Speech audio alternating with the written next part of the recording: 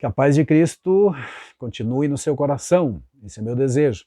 E hoje vamos falar sobre um tema interessantíssimo, que é a sabedoria de Deus. Na verdade, o título da lição que temos em mãos é a inescrutável, Jó e a inescrutável sabedoria de Deus. É o discurso de Jó, são as expressões filosóficas, teológicas que o Jó declarou no capítulo 28 do seu livro. Nos primeiros 11 versículos desse capítulo, ele fala da sabedoria humana, na execução de tarefas complicadas, que são as ações da mineração do tempo de então. Quando digo tempo de então, estamos falando de 1900, talvez 2000 anos antes de Cristo, e o Jó menciona então o laborioso, o difícil, mas o inteligente serviço do ser humano. Há um fascínio da parte de Jó por relatar essa ação humana, tanto no solo quanto no subsolo, cavando túneis, pendurado em cordas, como diz ele, ateando fogo para aquecer as rochas e então extrair, rachar a rocha, derreter o ouro, os metais preciosos que ele precisa extrair. É mencionada a prata, o ouro, o cobre, o ferro e assim por diante, que o homem utilizaria para a execução, para a manufatura de seus instrumentos agrícolas, de seus instrumentos domésticos e também das armas bélicas, certamente, para aquele tempo. Mas a sabedoria de Deus, que é mencionada a partir do versículo 12 até o 28, é infinitamente maior. Ela extrapola, ela é transcendente e não pode ser alcançada meramente com os esforços humanos.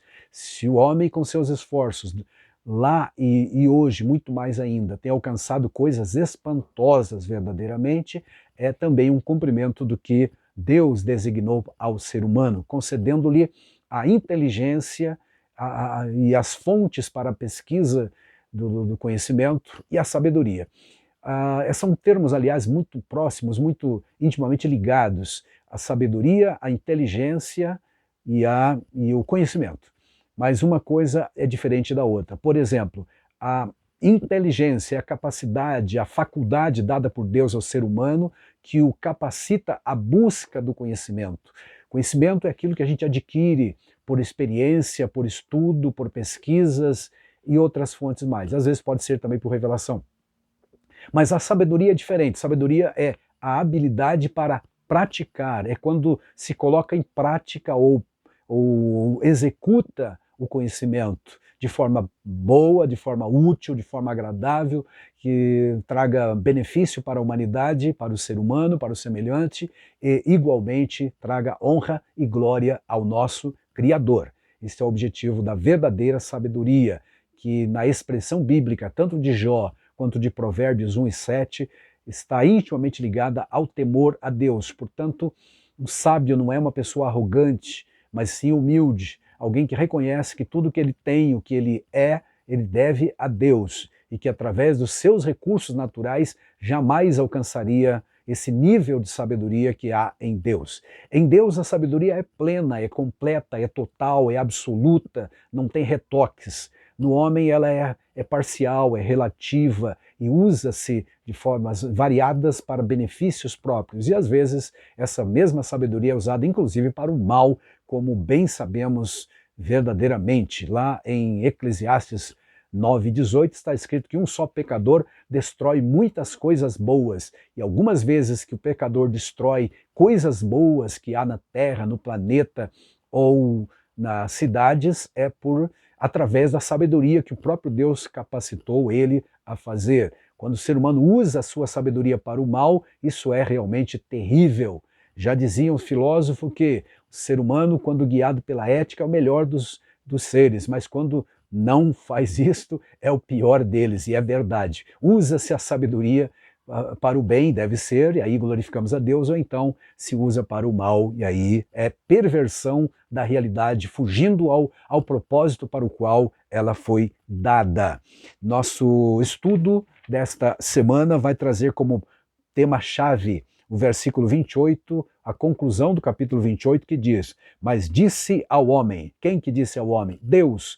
Jó está dizendo que Deus falou ao homem. E o que ele falou? Eis que o temor do Senhor é a sabedoria, e apartar-se do mal é a inteligência. Inteligência que algumas vezes na Bíblia ela é traduzida em nossas Bíblias em português como entendimento. Nem todos têm, às vezes, o entendimento correto, completo de uma situação, de uma palavra, de um termo, de um evento ou de uma circunstância. Muitas coisas ainda estão ocultas, há mistérios ainda não revelados nesta vida. Por esse motivo é que sempre oramos a Deus buscando sabedoria. E o apóstolo Tiago, ao escrever a sua carta, capítulo 1, verso 5, ele disse: se alguém tem falta de sabedoria, peça a Deus. Então a fonte de que a revista, nossa lição desta semana vai falar, a fonte da verdadeira sabedoria é e continuará sendo sempre Deus, com toda a tecnologia avançada, com todos os avanços mesmo do ser humano, na filosofia, na ciência, de vários saberes humanos, não conseguirá com tudo isso, alcançar a sabedoria de Deus se não for humilde para pedir que Deus revele, que Deus traga ao nível do nosso consciente, do nosso espírito ou de nossa alma, a verdadeira sabedoria. É isso que a gente deseja, que cada crente, que cada filho de Deus exerça e pratique no seu dia a dia a verdadeira sabedoria, aquela que é dada por Deus verdadeiramente. A sabedoria no capítulo 28 de Jó, então, como dissemos, ela é primeiramente humana, versos 1 a 11. Algumas coisas a gente pode ler e diz assim: na verdade, há veios de onde se extrai a prata, e para o ouro, lugar em que o derretem. Ou seja, ele está falando inicialmente aqui da ação do minerador, do garimpeiro, extraindo a prata de certos veios no subsolo, lá nos túneis que ele mesmo cavou, iluminação. Ele fala tudo isso, verso 3, por exemplo: o homem pôs fim às trevas, ou seja, instalou algumas tochas. Certamente não havia luz elétrica ainda nesse tempo, mas tochas eram acesas para iluminar a escuridão dos túneis subterrâneos para poder trabalhar. E tudo isto é mencionado aqui neste livro, a sabedoria. Verso 2 fala do ferro que é retirado da terra, e da pedra funde-se o metal, que provavelmente aqui é o cobre ou outro metal qualquer.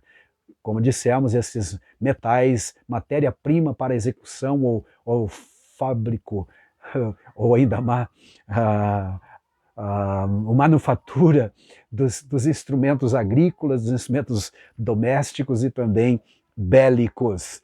E aí ele segue falando: a terra de onde procede o pão embaixo é revolvida como por fogo.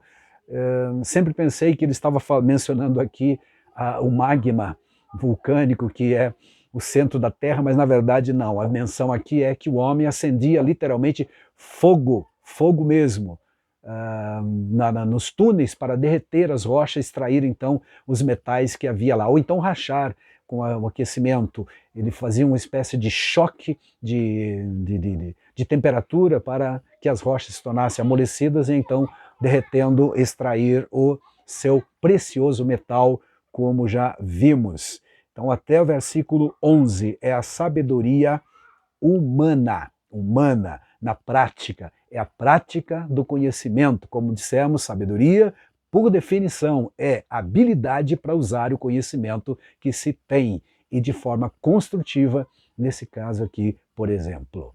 Deus havia dito para os construtores, ou aqueles que tentaram construir a Babel, lá no capítulo 11 de Gênesis, em um daqueles versículos Deus diz para eles: comentou entre si a Trindade Divina visitando as obras, fazendo a inspeção na obra dos homens. Ele disse: Deus disse, agora não haverá restrição ao que os homens intentarem fazer. E aqui encontramos um exemplo disso, a sabedoria humana sendo praticada, o conhecimento sendo colocado em prática via sabedoria para extrair do solo e do subsolo. Ele fala também que os riachos são represados, que ele acende a luz lá nas trevas, domina. A partir da criação, o homem começou realmente a usar a sua habilidade dada naturalmente por Deus para a execução, para a transformação da matéria, e hoje, de uma forma fantástica, nós podemos ver coisas assustadoras sendo criadas pelos homens nessa mudança,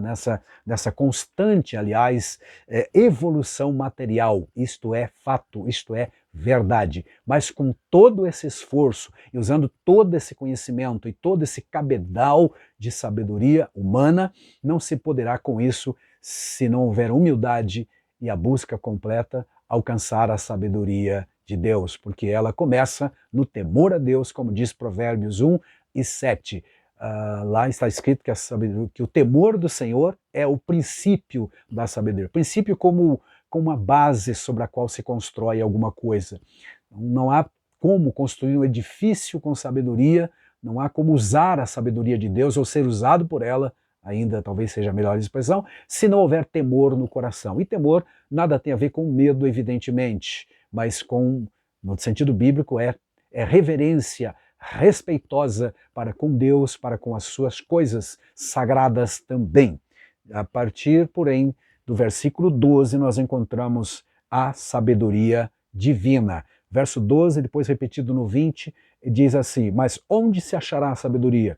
E onde está o lugar da inteligência? Depois de mencionar a bravura do ser humano, o trabalho laborioso, fascinante realmente, louvado, exaltado nos versículos 1-11 do ser humano na busca desses metais com tanta dificuldade, ele vai dizer, mas onde se encontrará a sabedoria? Não é nas minas, no subsolo, no abismo, como ele diz aqui, ou no mar, ou no céu, ou onde for, mas se encontrará em Deus. Esta é a resposta do patriarca em seu discurso inteligente aqui. Verso 13, o homem não lhe conhece o valor, não lhe sabe na terra os viventes. Por falar em valor, há uma pergunta que sempre surge, afinal a sabedoria tem preço ou tem valor? Qual é o preço da sabedoria? Ou ela apenas tem valor?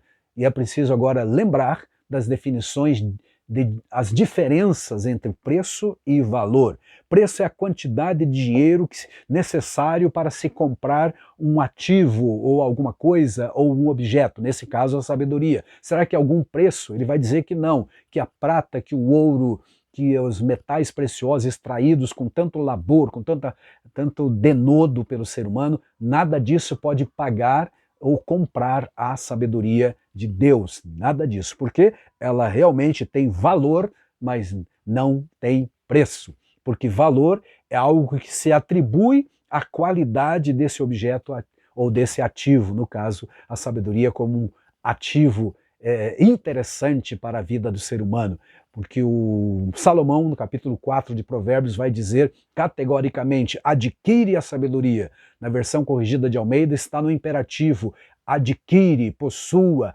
compre a sabedoria, ou seja, faça um esforço para adquirir, porque ela é a coisa principal. Ele não disse é uma das coisas principais, mas a coisa principal. Qual é a coisa principal da sua vida, meu irmão, minha irmã, meu amigo que me ouve e me vê neste momento?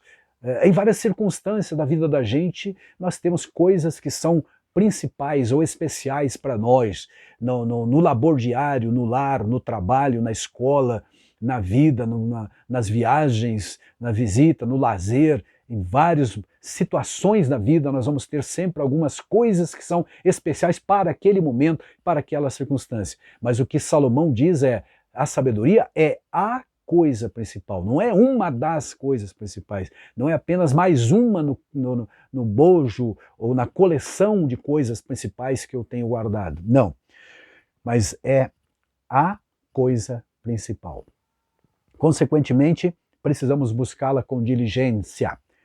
Não é um preço material que vamos pagar, mas sim ela tem um valor espiritual. E conforme a orientação do Tiago, se alguém tem falta, se sentiu necessidade, e para sentir falta é preciso ser humilde, porque há gente que são prepotentes e acham que sabem tudo, que têm tudo, que já são sábios e não são humildes para buscar.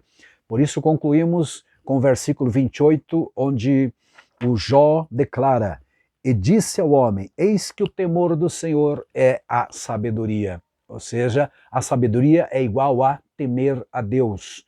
Se alguém não teme a Deus, nem o princípio da sabedoria vai ter, conforme diz o Salomão. E apartar-se do mal é o entendimento, é a inteligência. Então quem se aparta do mal está demonstrando que é inteligente, conforme diz Jó. Que tenhamos esta sabedoria dada por Deus.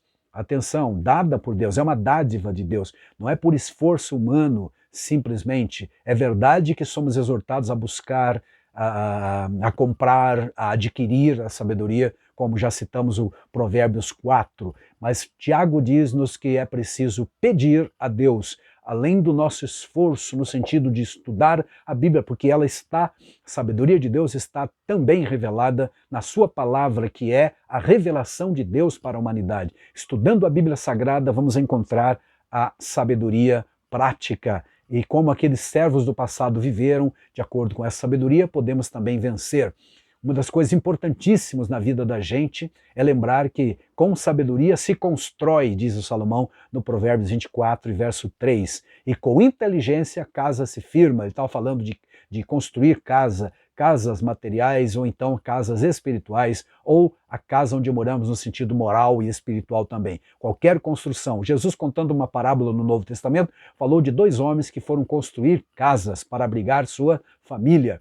Um deles era imprudente ou insensato ou sem sabedoria. Construiu de qualquer maneira, preguiçosamente, negligentemente, portanto construiu sobre a areia. Vindo as intempéries, a casa caiu. Mas o sábio, a pessoa inteligente, que ele chama de servo sábio, né? Mesmo, né? Sábio, aquele que usou de sabedoria. Ele cavou fundo, e começou a sua construção a partir da rocha. Construiu com sabedoria. É a parábola dos dois construtores, o nécio e o sábio, aquele que constrói com a sabedoria de Deus. Voltando a Provérbios 24, 3, diz que com sabedoria se constrói casa, vida, casamento, família, sociedade, igrejas, ministérios, carreira, tudo mais. Com sabedoria se constrói e com inteligência ela se firma, ela se estabiliza. Vida, casamento, família, lar, sociedade. Amém. Que Deus continue te abençoando grandemente. Estude um pouco mais o capítulo 28 de Jó. Aprenda que há sim sabedoria humana, mas que essa sabedoria humana, por si só, não resolve e não alcança a impenetrável ou a inescrutável sabedoria de Deus. É preciso ser humilde e pedir a Deus, como diz Tiago, capítulo 1 e versículo 5. Se alguém tem falta de sabedoria, peça a Deus, que a todos dá, e não lança em rosto, ou seja, não lhe impropera ou não vai negar, ele vai conceder a você também. Deus te abençoe grandemente, em nome de Jesus. Amém.